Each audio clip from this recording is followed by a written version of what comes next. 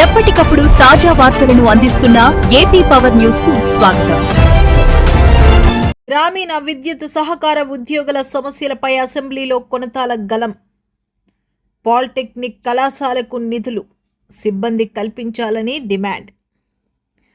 గ్రామీణ విద్యుత్ సహకార సంస్థల్లో దశాబ్దాలుగా సేవలందిస్తున్న ఉద్యోగుల సమస్యలకు శాశ్వత పరిష్కారం చూపాలని అనకాపల్లి ఎమ్మెల్యే, మాజీ మంత్రి కొనతాల రామకృష్ణ ప్రభుత్వాన్ని కోరారు. శనివారం అసెంబ్లీ సమావేశాల్లో 0 అవర్లో ఆయన ఉద్యోగుల సమస్యలను ప్రభుత్వం దృష్టికి తీసుకువెళ్లారు. 1974లో గ్రామీణ విద్యుద్దీకరణ లక్ష్యంతో ఏర్పాటైన విద్యుత్ సహకార సంస్థలు విజయవంతంగా పనిచేశాయని కొనతాల పేర్కొన్నారు. ప్రస్తుతం ఈ సంస్థలు విద్యుత్ బోర్డు పరిధిలోకి బదలాయింపు అవుతున్న నేపథ్యంలో ఉద్యోగుల వేతనాలు, హక్కులు, పీఎఫ్, సంక్షేమం, బీమా వంటి అంశాలపై ప్రభుత్వం స్పష్టమైన నిర్ణయం తీసుకోవాలని డిమాండ్ చేశారు. 20 నుంచి 30 ఏళ్లుగా పనిచేస్తున్న ఉద్యోగులకు తగిన వేతనాలు అందడం లేదని, సమాన పనికి సమాన వేతనం అమలు చేయాలని కోర్టు ఆదేశాలు ఉన్నప్పటికీ పూర్తి స్థాయిలో అమలు కావడం లేదని సభ దృష్టికి తీసుకువెళ్లారు. పీఎఫ్ చెల్లింపుల్లో నిబంధనలకు విరుద్ధంగా వ్యవహరించిన అంశాలపై విచారణ జరిపి బాధ్యులపై చర్యలు తీసుకోవాలని కోరారు. ఉద్యోగులకు హెల్త్, యాక్సిడెంట్ ఇన్సూరెన్స్ సదుపాయాలను కొనసాగించాలని కొనతాల విజ్ఞప్తి చేశారు. ప్రమాదాల్లో ఉద్యోగులు మృతి చెందినా లేదా గాయపడినా బీమా లేక వారి కుటుంబాలు తీవ్రంగా నష్టపోతున్నాయని పేర్కొంటూ బీమా సదుపాయాలను తక్షణమే పునరుద్ధరించాలని కోరారు. ఇక కోఆపరేటివ్ ఆర్ఈసీఎస్ ఆధ్వర్యంలో నిర్వహిస్తున్న పాలిటెక్నిక్ కళాశాలపైన కొనతాల ప్రత్యేకంగా ప్రస్తావించారు. కళాశాల నిర్వహణకు ప్రభుత్వం తగిన నిధులు కేటాయించాలని, సంస్థ లాభాల్లో నుంచి ప్రతి ఏడాది కనీసం 2 కోట్లు కళాశాల కోసం కేటాయించాలని సూచించారు. ఉపాధ్యాయులు, ఇతర సిబ్బంది నియామకాలు చేపట్టి కళాశాలను బలోపేతం చేయాలని కోరారు.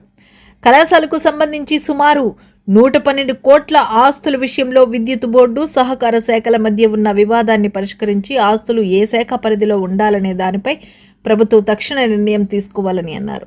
సహకార సంస్థలతో కళాశాల నిర్వహణ సాధ్యం కాని పరిస్థితి ఉంటే ట్రాన్స్కో ఆధ్వర్యంలో కళాశాలను కొనసాగించేలా చర్యలు తీసుకోవాలని విజ్ఞప్తి చేశారు. ఉద్యోగుల వేతనాలు, పీఎఫ్, బీమా, పాలిటెక్నిక్ కళాశాల నిధులు, సిబ్బంది నియామకాలు, ఆస్తుల బదలాయింపు వంటి అంశాలపై సంబంధిత శాఖలు సమగ్రంగా పరిశీలించి తక్షణ చర్యలు తీసుకోవాలని కొనతాల రామకృష్ణ ప్రభుత్వాన్ని కోరారు.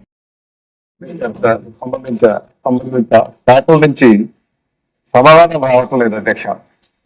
కనీసం ఏం చేశారని కూడా తెలియపరచలేదు. దయచేసి మీరు ప్రభుత్వాన్ని తెలియపరచాల్సిన ఈరోజు ఎలక్ట్రిసిటీ డిపార్ట్మెంట్ కి, మీకు కోఆపరేషన్ డిపార్ట్మెంట్ కి సంబంధించిన ఒక ఇష్యూ మీద నేను రైట్ చేయదలుచుకున్నాను అధ్యక్ష. అనకాపల్లిలో చాలా కాలంగా 1974లో ఏర్పాటు అయినటువంటి గ్రామీణ విద్యుత్ శాఖ ఉంది అధ్యక్ష. అది జాతీయ ప్రభుత్వం ఏర్పాటు చేసిన గ్రామీణ విద్యుద్దీకరణలో భాగంగా ఏర్పాటు చేశారు. చాలా విజయవంతంగా నడిచాయి అధ్యక్ష. ఇప్పుడు అవన్నీ కూడా మూతపడి ప్రభుత్వం లైసెన్స్ ఇవ్వకపోవడం వల్ల అవి ఏపీఈపీడీసీఎల్కి వెళ్ళే అధ్యక్ష. ఈఆర్సీ వాళ్ళ తీర్మానం ప్రకారంగా, జడ్జిమెంట్ ప్రకారం అవి వాటి ఆపరేషన్స్ అన్ని కూడా ఇప్పుడు ఎలక్ట్రిసిటీ బోర్డు ట్రాన్స్ఫార్మర్ చేస్తున్నారు అధ్యక్ష. కానీ అక్కడ అన్ని అవకతవకలు ఏవి కూడా సరి చేయకుండా, ఉద్యోగాలు సరైనటువంటి జీతాలు లేకుండా, మినిమం వేజెస్ లేకుండా 20-30 సంవత్సరాల నుంచి పనిచేస్తున్న వాళ్ళకి చాలా వ్యత్యాసం ఉంది. సమాన పనికి సమాన వేతనం ఇవ్వాలని కోర్టు డైరెక్ట్స్ ఉన్నా అది ఇంప్లిమెంట్ చేయలేదు అధ్యక్ష. ఇప్పటికీ కూడా 10,000 జీతంతో ఉన్నారు అధ్యక్ష. ఇంకొక ముఖ్యమైన ఏంటంటే, అక్కడ పిఎఫ్ ఏదైతే 12% కట్టాలో కట్టకుండా కేవలం 10,000 కడతారు. వాళ్ళు 40,000 జీతాలైనా 10,000 మీదే పిఎఫ్ కడతారు అధ్యక్ష. ఇది చాలా చట్ట వ్యతిరేక చర్య. ఆ రకంగా తీసుకునే వాళ్ళ మీద చర్యలు తీసుకోవాల్సినటువంటి అవసరం ఎంత ఉంది అధ్యక్ష. ఈ మధ్య దానికి ఎండీగా ఏపీఈపీడీసీఎల్ ఎస్సీని ఒకటి పెట్టారు అధ్యక్ష. ఆయన తీసుకున్నటువంటి అవకతవక చర్యల వల్ల 200 మందికి జీతాలు తగ్గించారు అధ్యక్ష. కానీ తక్కువ జీతాలు ఉన్న వాళ్ళు పెంచలేదు. వీళ్ళు గట్టి గొడవ పెట్టారని మళ్ళీ వాళ్ళ జీతాలు పెంచేసి అక్కడ హెల్త్ ఇన్సూరెన్స్ తీసుకోలేదు అధ్యక్ష. మొన్న జూలై 31తో అయిపోయింది. అదేవిధంగా యాక్సిడెంట్ ఇన్సూరెన్స్ ఫిబ్రవరి 30తో అయిపోయింది అధ్యక్ష. యాక్సిడెంట్ ఇన్సూరెన్స్ అయిపోయాక చనిపోతే వాళ్ళకి ₹1 కూడా క్లెయిమ్ రానటువంటి పరిస్థితి. దీనికి బాధ్యులైనటువంటి అధికారుల మీద చర్యలు తీసుకొని వాళ్ళ దగ్గర నుంచి రికవర్ చేసుకొని ఇవ్వాల్సిన అవసరం ఎంత ఉంది అధ్యక్ష. ఈ సమస్యలు ఎట్లా ఉంటే, దీంతో పాటు కోఆపరేటివ్ ఆర్ఈసీఎస్ నుంచి ఒక పాలిటెక్నిక్ కాలేజ్ కూడా ఎస్టాబ్లిష్ చేయడం జరిగింది అధ్యక్ష. చాలా బాగా రన్ అవుతుంది. దురదృష్టం ఏంటంటే ఇందులో 21 నుంచి 25 వరకు సుమారు 400 కోట్ల రూపాయల లాభాలు వస్తే ఎలక్ట్రిసిటీ బోర్డుకి ఈ పాలిటెక్నిక్ ఖర్చు పెట్టడానికి జీతాలు ఇవ్వడానికి కూడా వాళ్ళు ముందు రావట్లేదు అధ్యక్ష. ఆ మధ్య 7-8 నెలలు జీతాలు ఇవ్వకపోతే గొడవ పెడితే మన మంత్రి గారు అంతా కూడా ఎంట్రోపీగా అచ్చెన్నాయుడు గారు వాళ్ళంతా జీతాలు ఇమ్మనిసి డైరెక్షన్ ఇచ్చారు అధ్యక్ష. వాళ్ళకి జీతాలు ఇచ్చారు. మళ్ళీ జూలై నుంచి మళ్ళీ జీతాలు ఆపేయడం జరిగింది.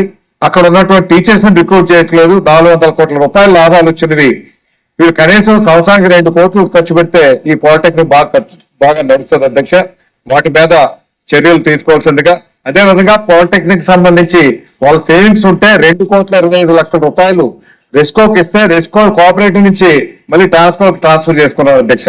సుమారు 112 కోట్ల రూపాయల ఆస్తులు ట్రాన్స్కోకి ట్రాన్స్ఫర్ చేసుకున్నా అది ఒక అనాథ బిడ్డల పడుతుంది అధ్యక్ష. అక్కడ త్రిశంకు సర్కిల్ ఉంది.